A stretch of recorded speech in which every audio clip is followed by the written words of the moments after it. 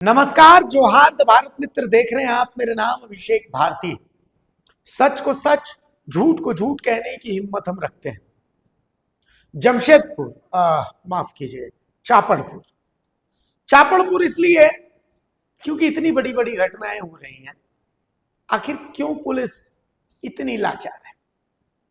अभी हिमांशु सिंह का जो मसला है वो ठंडा भी नहीं हुआ था, खत्म भी नहीं हुआ था कि जमशेदपुर में एक और घटना सामने आ जाती है। पीट पीट के राहुल सिंह की जान ले ली जाती है। अब जान चाहे प्यार में ली जाए चाहे तकरार में ली जाए, जान तो चली गई। कानून व्यवस्था ठेंगे पर। यह मसला राहुल सिंह से जुड़ा हुआ है। राहुल कुमार सिंह और शब्बे, ये दो शख्स, दोनों को एक ही लड़की से प्यार था। राहुल सिंह का भी आपराधिक इतिहास है, शब्बे का भी आपराधिक इतिहास है। और फिर जमशेदपुर के एक चौक पर राहुल सिंह को लगभग 30-35 लोगों ने घेर लिया, पीट पीट कर गोली से जान ले ली। पहले पीटा फिर जान ले ली। सबसे इंटरेस्टिंग चीज यह है कि देर रात इस घटना के मुख्य आरोपी ने पुलिस के सामने सरेंडर भी कर दिया। पुलिस को बुला करके सरेंडर किया और उसका वीडियो भी बनाया। ये कैसा सरेंडर है? यह ऐसा सरेंडर है कि जब पुलिस राजनीतिक रूप से काम करने लगती है तो यही होता है। हिमांशु सिंह हत्याकांड का भी पूरा केस मैं बताता हूं। हुआ क्या था? पहले यह पता चला कि लड़कियों की छेड़खानी का मामला था, लेकिन नहीं था। यह विवाद था गाना बजाने को लेकर। हिमांशु सिंह के ऊपर भी कई केसेस थे पहले भी। हिमांशु सिंह भी करनी सेना के थे, सरायकेला के जिलाध्यक्ष थे, युवा जिलाध्यक्ष, वो अलग चीज है। लेकिन हिमांशु सिंह के ऊपर भी कई आरोप थे, कई थाने में केस था। दूसरी तरफ यह विश्वनाथ बोदरा, यह भी शातिर अपराधी, आदतन अपराधी। तो भैया शनिवार की रात थी, डीडी बार की। अब हिमांशु सिंह वाले गैंग में एक लड़का था, दूसरे वाले गैंग में, और हिमांशु सिंह वाले गैंग में हिमांशु सिंह था और प्रत्युष था। और इसके अलावा एक लड़का था, उसका नाम था राहुल दुबे। तो विवाद शुरू होता है गाना बजाने को लेकर। हिमांशु सिंह और प्रत्युष सिंह डीडी बार में कहते हैं कि गाना मेरी पसंद का बजेगा। दूसरा गैंग कहता है कि गाना मेरी पसंद का बजेगा।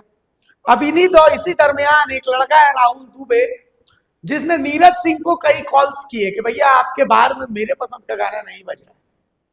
नीरज सिंह ने अपने बेटे को फोन किया कि भाई देख लो यार क्या मामला है। नीरज सिंह की यही संलिप्तता है इसमें कि राहुल दुबे की तरफ से 2-3 कॉल्स किए गए। अब आगे राजनीति हुई, बीजेपी की अपनी राजनीति हुई, कांग्रेस की अपनी राजनीति हुई। सब परिजनों से मिलने गए, चापड़ से बाहर मार दिया गया हिमांशु को। अब समझिए कि जो एफआईआर हुई, उस एफआईआर में मुख्य आरोपी नीरज सिंह को बनाया गया। नीरज सिंह की क्या भूमिका थी? नीरज सिंह की भूमिका यह है कि यह बात उनका है और राहुल दुबे नामक एक आरोपी है जिससे इनकी फोन पर बात हुई थी। बस इतना ही है। बाकी बाउंसर ने इनको बाहर फेंक दिया। पहली एफआईआर जो होनी चाहिए थी वो एफआईआर होनी चाहिए थी चापड़ चलाने वाले विश्वनाथ बोत्रा के ऊपर। इसमें एफआईआर और किस पर होनी चाहिए थी? उस पर एफआईआर होनी चाहिए तो वो जो पीसीआर वैन बाहर मौजूद थी जिससे खींच करके हिमांशु सिंह को मारा गया, उसके ऊपर। लेकिन नहीं हुई, क्योंकि इसमें राजनीतिक साजिश थी। इसमें नीरज सिंह को धराशायी करने का मौका मिल गया। रातों रात पुलिस ने नीरज सिंह के घर पर छापा मारा, जबकि पहला छापा पड़ना चाहिए था विश्वनाथ बोत्रा के।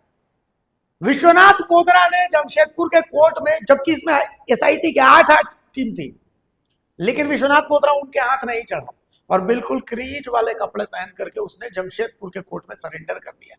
जैसे पुलिस खुद उसको एस्कॉर्ट करके लेके आएगा, आइए विश्वनाथ जी आइए। क्योंकि एक बहुत बड़ी राजनीतिक साजिश है इसमें, बहुत बड़ी राजनीतिक साजिश है। आप सोचिए कि पुलिस को अगर इस मामले में डर पैदा करना होता, इतनी बड़ी घटना होगी, पुलिस की पीसीआर से खींच करके और चापड़ मारा गया। इसके बाद पुलिस को ऐसा एक्टिव होना चाहिए कि घर में भी चापड़ चलाने से पहले लोग सोचें, अरे बॉस कहीं ऐसा ना कि पुलिस पकड़ लेंगे। नहीं, ठीक इस घटना के अगले दिन फिर से चापड़ चलता है और 4 से 5 चापड़ कांड होते हैं। और एक बार फिर जमशेदपुर में एक लड़के की जान ले ली जाती है और अपराधी जो इसमें आरोपियों को सरेंडर करता है पुलिस को बुला करके वीडियो बना करके। तो कुल मिलाकर के पुलिस अपराधियों को दामाद बना रही है। और जब पुलिस अपराधियों को दामाद बनाएगी तो अपराध तो ऐसे ही सर चढ़ेगा। पुलिस जब राजनीतिक संरक्षण के तहत काम करेगी कि नहीं ये कौन सी पार्टी का, वो कौन सी पार्टी का, जबकि होना ये चाहिए था कि जमशेदपुर में लगातार छापेमारी होनी चाहिए थी, ड्रग्स के सिंडिकेट को तोड़ देना चाहिए था। जितने जो लोग हैं जिनके ऊपर जो शांति भंग के केसेस हैं, जिनको बार बार तड़ीपार किया जाता है, ऐसे तमाम लोगों की एक लिस्ट तैयार होनी चाहिए थी, उनको जेल में डालना चाहिए था। सीसीआर, क्राइम कंट्रोल करने के लिए सीसीआर लगाना चाहिए था, सीसीए लगाना चाहिए था। लेकिन ये सब कुछ भी नहीं हुआ है, क्योंकि ये तमाम चीजें जो चल रही है सब राजनीतिक साजिश के तहत चल रही है। हिमांशु केस में इस राजनीतिक साजिश को इतना इतना छिन्न भिन्न कर दिया गया, इतना छिन्न भिन्न कर दिया गया कि छीछा लेकर, और अब तक पुलिस किसी निष्कर्ष पर नहीं पहुंच पाई है। कल को पुलिस किसी निष्कर्ष पर भी पहुंचोगी तो उस पर भी सवाल खड़े होंगे कि भैया ये निष्कर्ष तो राजनीतिक जो विद्वेष है उससे आपने किया है। तो कुल मिलाकर के अब सवाल पुलिस के इकबाल का है। पुलिस को अपना इकबाल अगर बचाना है तो राजनीतिक विद्वेष से ऊपर उठ करके अपने इकबाल को बचाना पड़ेगा।